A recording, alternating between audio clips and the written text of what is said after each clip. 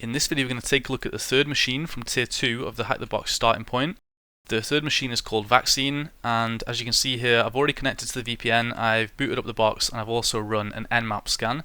So let's go and take a look at the results of that first of all. You can see here we just ran this as usual with the service enumeration, default scripts and all ports.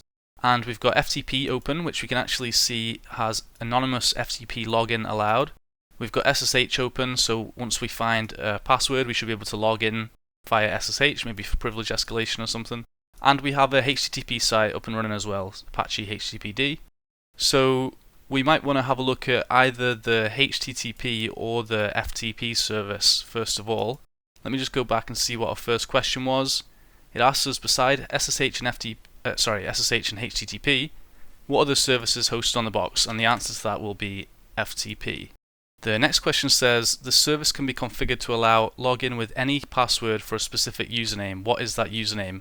And the answer to that is anonymous. We've come across this, I think, a couple of times already during starting point. And task 3 is, what is the name of the file downloaded over this service? So we need to actually go and connect to the service now. Notice that I'm trying not to jump ahead this time and just go and explore the different services that we have. I'm actually going to follow the tasks and kind of do it in the intended order. So back over to our NMap results, and actually we do have the file name here. It was backup.zip. So because the anonymous FTP login is allowed, NMap's gone ahead and actually tried to log in and identify what files we have on the server. So let me just go back and submit that backup.zip, and we need to go and download the zip file now then and take a look at it. So one thing I am going to do is just go and add this IP address to the host file. We did that on the previous box, and this is a good practice for whenever you're doing HackTheBox machines. Sometimes it will be required because whenever you try to access the website, it might redirect without using the IP address. It will use the actual host name. So if you don't have this host name set, then it will fail to resolve. So we'll set that to vaccine.hackthebox, and that means we can now say ftp vaccine.hackthebox without having to remember that. We need to set our username to anonymous, and then we can just enter with any password. We can now just use our normal commands as we've seen. We can hit tab.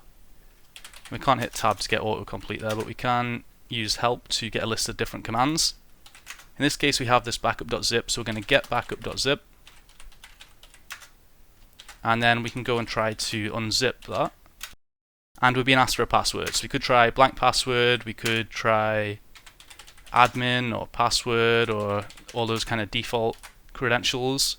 But as was mentioned here on the task, it actually says what script comes with John the Ripper toolset that generates a hash from a password protected zip archive in a format to allow for cracking attempts. And for that we can use zip2john. So there are quite a few different tools like this.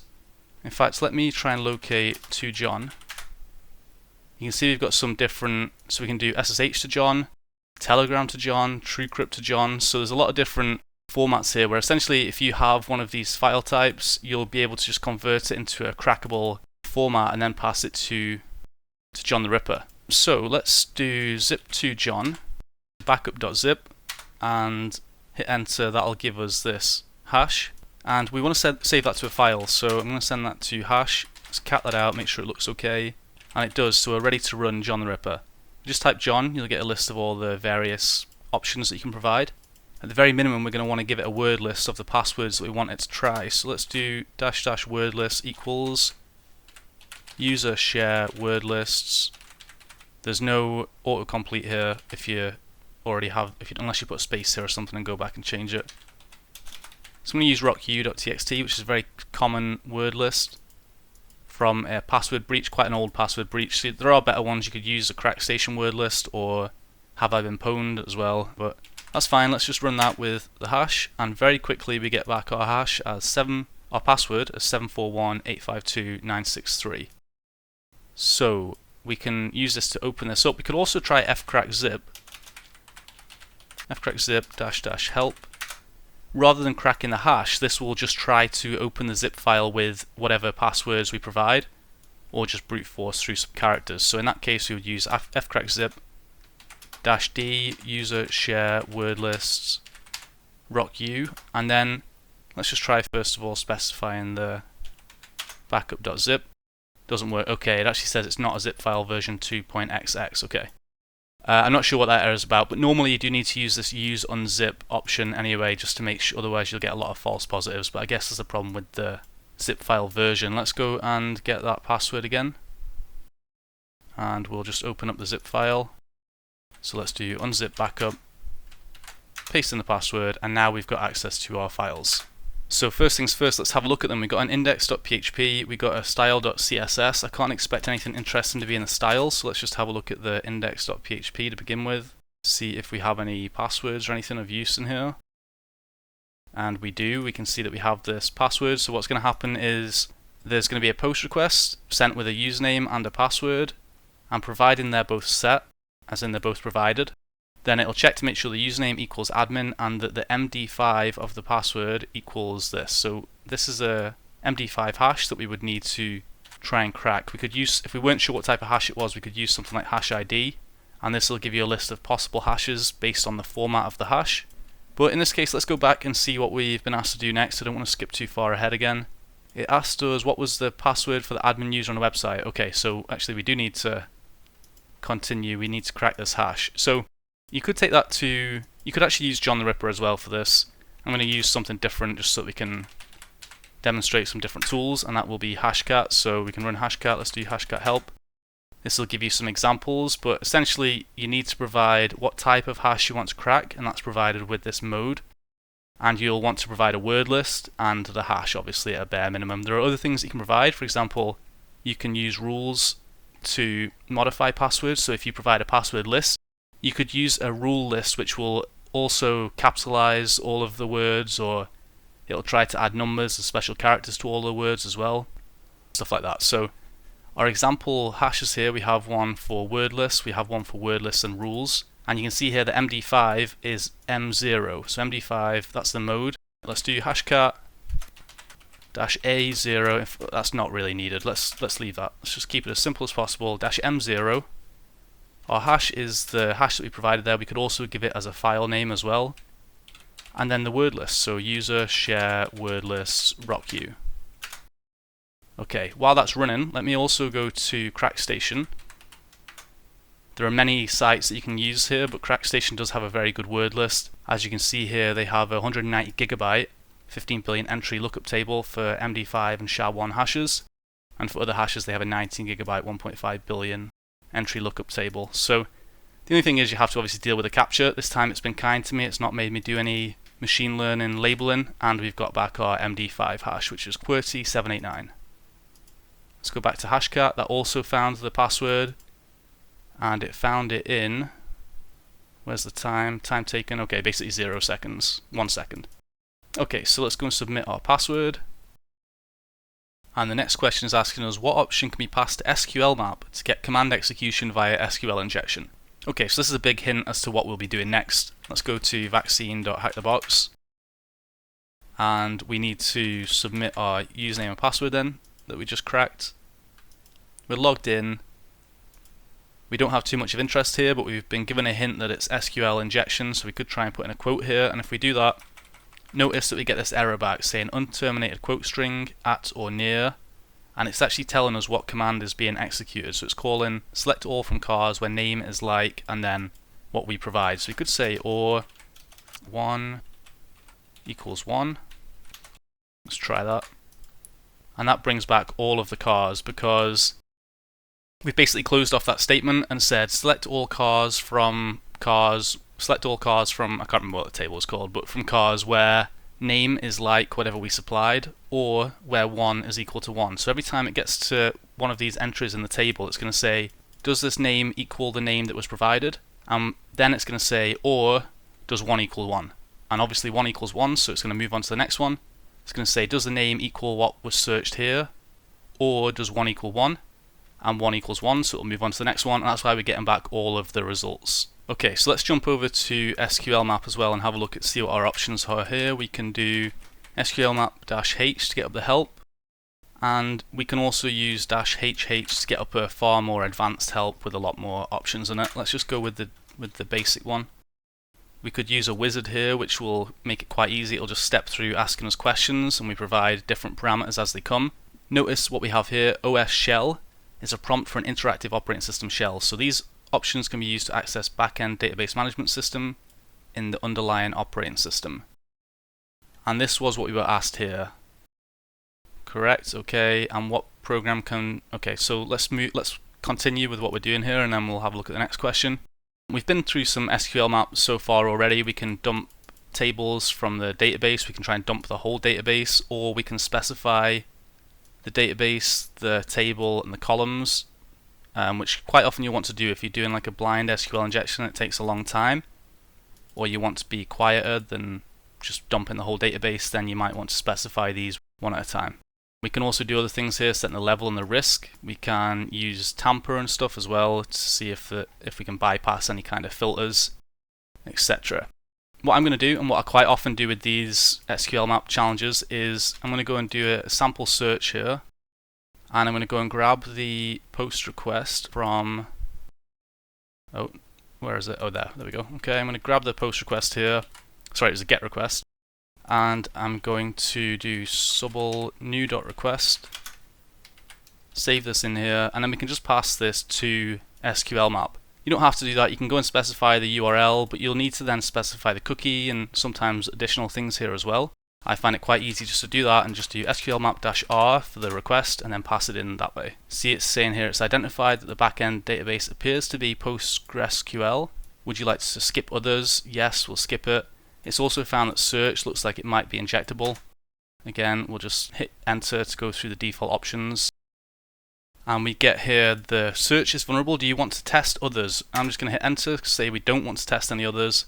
And then it's going to come back with the error-based. So you can see here a couple of different injections that it found. It found a time-based, it found stacked queries, it found error-based, and it found Boolean-based blind. So you could go and take a copy of one of these and just go and submit it as a... Submit it here. It'll do the exact same thing that's happening on the back end here, but if you want to actually start extracting data, that's going to be a little time consuming. So we could do this again. We could say tables. It's going to see it's coming back to list what tables are available.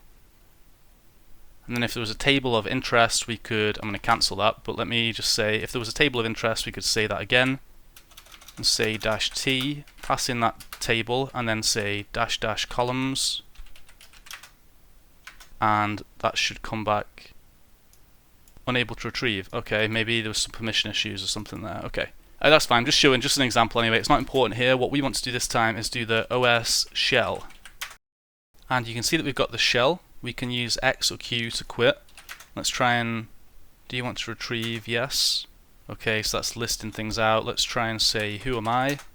You can see it's going to ask us there each time if we want to confirm, and also it's giving us some strange output. So, let me see, can we do help there?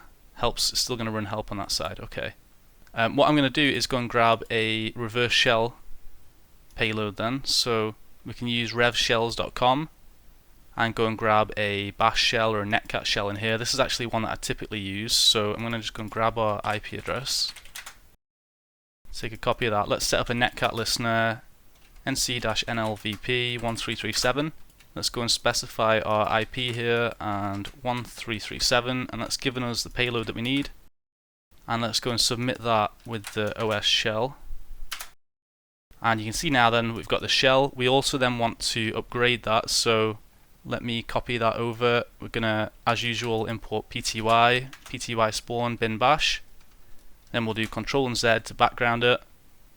stty raw -echo foreground, and then we can now export term equals xterm, and it means we'll be able to clear the terminal, we'll be able to use tab and autocomplete and all that good stuff. Okay, so we're now connected.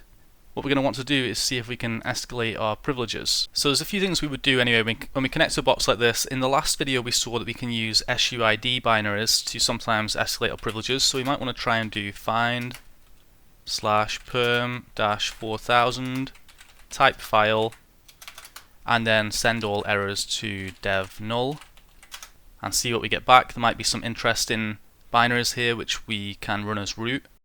We could also try sudo-l, however typically you'll need to provide the password, which we didn't actually get this time.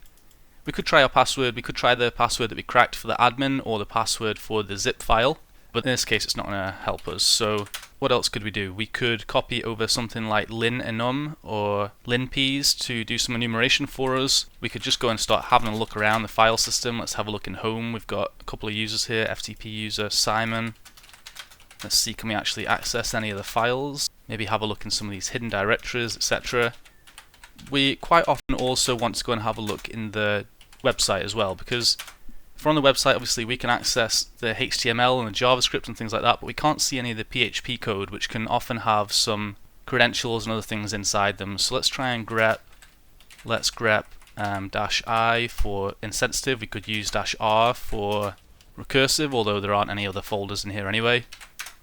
We can do that and go and have a look to see if there's any other passwords in here, and actually there is. We've got user, Postgres, and we've got this password. So we could go ahead and actually use this now to SSH in. Let's just still see if we can just do sudo-l. Oops, pasted that in a bit too early. Paste in that password and see what we can run. In this case, we can run vi with this file. So whenever you find binaries that we can run as sudo, something you'll typically want to do is go and have a look at GTFObins. And this will have a list of binaries which can be used to bypass local security restrictions in misconfigured systems. So we can go here and we can say vi, click on that and see what options we have here. So there's a few different potential ways to break out of restricted environments, and we have options for reading and writing files that we shouldn't be able to do, and then we have sudo here as well. So if the binary is allowed to run as super user by sudo, it does not drop the elevated privileges and may still be used to access file system, escalate or maintain privileged access. So potentially we'd be able to use something like this, or something like this. I'm going to say something like this because we need to open vi with this file. So this one's not going to work for us, but if we open it, then we might be able to use this to get out of it. Let's just go back and see what our question was though. What program can be used? Okay, well it's going to be vi. And now we need to submit our flags. Okay, so let's go ahead and try this escalation. Let's do this one here, set shell. I'm going to keep this open just so I can see it in the background. I'm going to take a copy of this. Oh, it's not letting me. Okay, I did actually lose the shell. Okay, that's fine. So let's go ahead and do the SSH then. So we want to try and SSH here as Postgres at vaccine.HackTheBox, and then enter in the password that we just grabbed. And now we've got a shell which isn't going to break on us. We've also got our user.txt, which is good. Let's grab that. And we'll submit this. And finally we just need to get the root flag. Okay, so let's try this out. Let's do the let's do sudo-l. Need to grab that password again. There we go. And let's also run sudo. That's us in here now, and in the background then, can we see? I can't quite see. Alright, so it was set shell, bin sh, and then shell. Okay, you can see that's going to not work for us. Set shell, bin sh, unknown option, what did I do? Okay. Set shell equals bin sh, and then shell. Who am I? I'm root. So cat root root.txt, and there's our next flag. So there's a lot of binaries available on this GTFObins, which will have a lot of different techniques like this. So anytime you find an option where you have root access to an application, always check to see what kind of bypasses are available here. Okay, and that's going to wrap it up for the third box, which was vaccine. After this we've got two more boxes, both on the VIP only subscription. But yeah, I hope you've enjoyed this video anyway. If you have any questions or comments, leave them down below. Thanks.